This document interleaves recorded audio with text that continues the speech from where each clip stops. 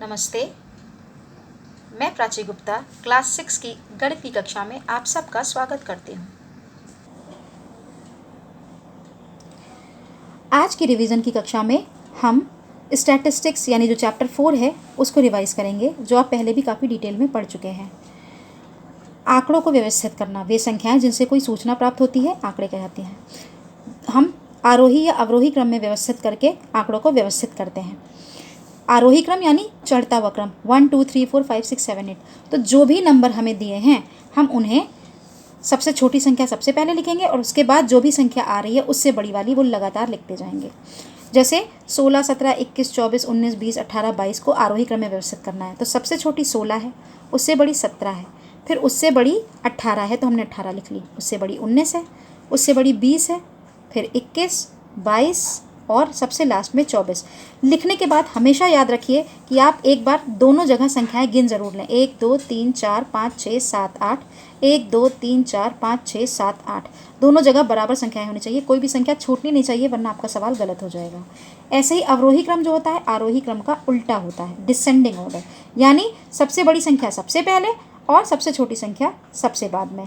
जैसे 15 16 20 22 25 30 35 37 में सबसे छोटी संख्या क्या है? 37। सबसे बड़ी हमने पहले लिख ली, उससे छोटी 35, उससे छोटी 30, फिर 25, फिर 22, फिर 20, फिर 16 और 15 हमने गिन लिया। 1 2 3 4 5 6 7 8, 1 2 3 4 5 6 7 8। गिनना बहुत ज़रूरी है क्योंकि कई बार हम जब दोबारा लिख रहे होते हैं तो एक संख्या हमसे कोई ना कोई छूट जाती है। अगर संख्या कम हो गई तो आपका सवाल गड़बड़ हो जाएगा, तो इस बात का हमेशा ध्यान रखिएगा। आंकड़ों को व्यवस्थित करने का दूसरा तरीका होता है टैली मार्क्स के द्वारा। इसमें भी हमें जितनी भी संख्याएं दी हैं उन सब को पहले आरोही क्रम में लिखना पड़ता है। जब हम उसे आरोही क्रम में लिख लेते हैं हम तभी उसे किसी तरह से टेबल में बना पाते हैं। तो हम क्या करते हैं, जितनी संख्याएं हैं उनको पहले आरोही क्रम में लिखा। आरोही क्रम में लिखने के बाद हम इस तरह की एक टेबल बनाएंगे जिसमें 3 खाने होंगे। पहला खाना क्रम संख्या का, दूसरे में आंकड़े लिखे जाएंगे और तीसरे में ये ऐसे चिन्ह लगाए जाएंगे। चिन्ह लगाने का तरीका क्या है कि कोई संख्या जितनी बार लिखी जाती है हम उसके लिए उतनी डंडियाँ खींचते हैं, लेकिन 4 के बाद 5वीं डंडी सीधी नहीं खींची जाती, 5वीं टेढ़ी डंडी से उन चारों डंडियों को काट दिया जाता है, उन चारों रेखाओं को काट दिया जाता है। इसको गिनते हम 5 है, 1 2 3 4 5। अब इसके आगे और है तो अगले 5 का सेट बनाएंगे। इसलिए ऐसा किया गया है क्योंकि 5 5 को गिनना आसान होता है, 5 का टेबल सबको बहुत आसानी से लर्न होता है।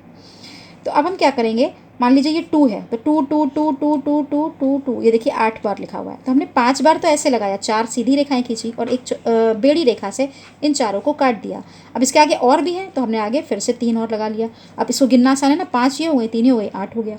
फ़ौरन हमको ऐसे ऐसे करके गिनने की ज़रूरत नहीं है, आसानी से लग गया। तो आरोही क्रम लिखने के बाद हम क्या करते हैं, जो सबसे छोटी संख्या हमारी आरोही क्रम में सबसे पहले आ गई हमने वो संख्या यहाँ पे लिखी आंकड़ों वाली जगह पे, और फिर जितनी बार वो संख्या आई उतनी बार हम जहाँ पे संख्याएं लिखी वहाँ उसे काटते गए और यहाँ एक चिन्ह लगाते गए। काटना इसलिए ज़रूरी है क्योंकि काटने से आपको पता चल जाएगा कि ये वाली संख्या तो हम यहाँ पर इस संख्या के लिए रेखा यहाँ पर लगा चुके हैं, तो उससे संख्याएँ रिपीट नहीं होंगी, ना ही कोई संख्या छूटेगी।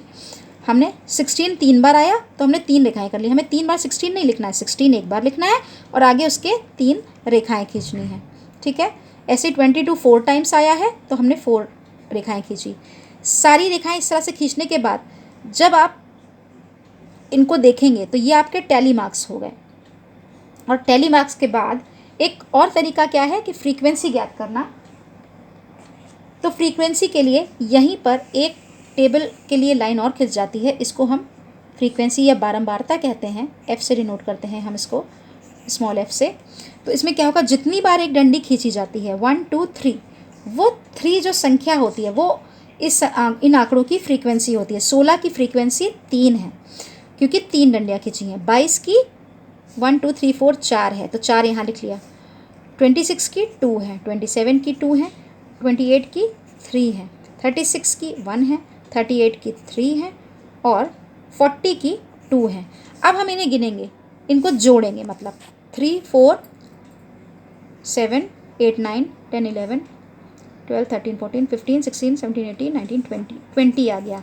20 है जो आता है अपनी संख्याएं एक बार गिन के देख लीजिए, 1 2 3 4 5 6 7 8 9 10 11 12 13 14 15 16 17 18 19 20, ये दोनों मैच करना चाहिए। यहीं से आपको पता चलेगा कि आपकी टेबल सही बनी है। अगर यहाँ ये संख्या 20 है, ये 21 आई, ये 23 आई, या 19 आई, इसका मतलब आपने कुछ गड़बड़ करा है।